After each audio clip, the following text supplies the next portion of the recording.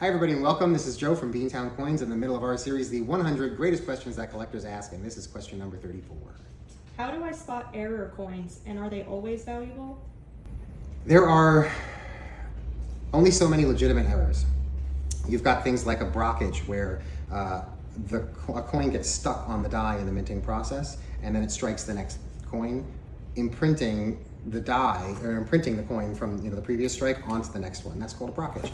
Sometimes that coin can get stuck on there for so long and so many times that it creates a die cap where essentially the coin starts to round out and fold over around the corners and it has multiple strikes. Speaking of, it's an error when a coin is double or triple struck. You've got collar errors like a broad strike. A broad strike has no collar on the coin, or a collar problem where the coin ends up flattening and sort of pancaking out on the edges because it wasn't held in by a collar. You've also got collar errors where a coin would have edge lettering and the edge lettering is missing. You've got missing mint marks. There's only so many things that are legit errors. What you want to watch out for are varieties misrepresented as errors, because there are what are called major varieties and minor varieties. A major variety is one that the numismatic community recognizes as something really important and distinct enough from the typical type to be an important variety. So you'll see that listed in price guides as an important example of that. That's the major variety, like the S over horizontal S for a nickel or a penny. Like that's acknowledged as a major variety.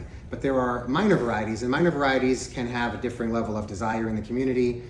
What I want to point out to people is that the majority of minor varieties have almost no value in the collector community.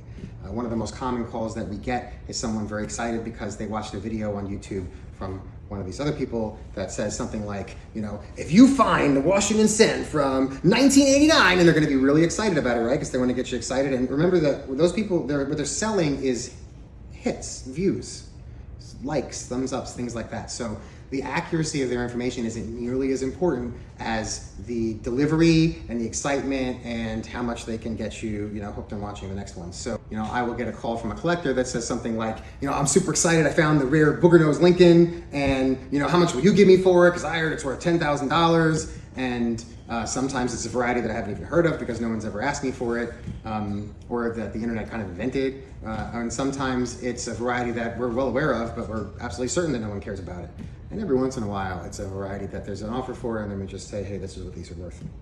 But 99% of the time when someone calls me with a rare error or a variety, it is neither of those things, and it's just the consequences of internet hype. Stay tuned for the next question.